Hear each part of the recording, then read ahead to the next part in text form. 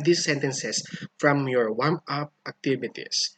Number one, please, can you stay away? Number two, you should always wear your mask. Number three, we must all obey the rules set by the government. Number four, you should not go there. Five, you ought to finish your assignments. And number six, we have to be responsible in posting to our SOCMED accounts. SOCMED is social media.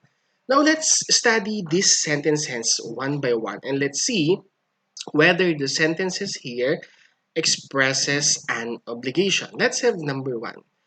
Please, can you stay away? Does this sentence tells us something to do or obliges us something to do, or do we have a responsibility here? No, because this sentence implies asking permission. As you can see, we have here can, okay, which is our previous lesson, and of course with the use of please. So this sentence has a modal, but it expresses permission, not an obligation. Number two, you should always wear your mask. How about this sentence? Does the person here tells us something to do or obliges us something to do? Yes, it tells us or it obliges us to always wear our mask. And of course, this is made easy with the use of modal should to indicate that this sentence has an obligation. Okay, so this sentence is correct. It tells an obligation. How about number three? We must all obey the rules set by the government. Do we have something to do here, or does the persona here oblige us to do something? Yes, it tells us that we should obey the rules set by our government. And of course, the helping modal or the modal used here is the modal must to indicate obligation. So this is correct. How about number four? You should not go there. Does this sentence oblige us something to do or oblige us something that we should do? Let's see. The sentence is you should not go there. Yes, you are right. It tells us something to do, but that something to do is really not an obligation, but more of a warning. Hence, this sentence tells a prohibition that we should not go there. It tells a warning that we should not go there. So, this sentence is not a sentence that expresses an obligation, but more of expressing a warning, even though it makes use the modal should. Okay? Again, this sentence does not express obligation, but more on warning us not to go there.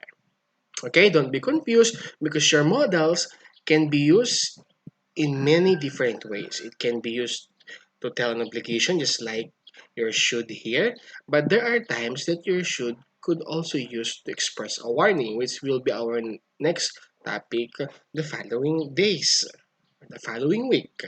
But for this example, your sentence here does not express obligation, but more on expressing a warning. Let's have number five. You ought to finish your assignments. Does the persona here oblige us to do something? Or do we have a responsibility to do something here? Yes, we have the responsibility here to finish our assignment. So that's our obligation. And we made use of the modal ought to. So this sentence expresses an obligation. Let's have number six. We have to be responsible in posting to our SOCMED accounts. Do we have a responsibility here or are we obliged to do something here? Yes, to be responsible in posting to our social media accounts. And of course, with the use of the modal have to. So, sentence number six is a sentence that expresses an obligation. So, as you can see here, we make use of the modal should, must, ought to, and have to in the context of expressing an obligation. And when we express an obligation, interestingly, your sentence is always in declarative form. Okay, it ends with a period. So let's recap or wrap up. In this lesson, we have learned that modals can be used to express an obligation. An obligation, again, is something that you are responsible to, or something that we have responsibility or we are obliged to do. In expressing an obligation, we use the modals should, must, ought to, and have to. Let's have some activity.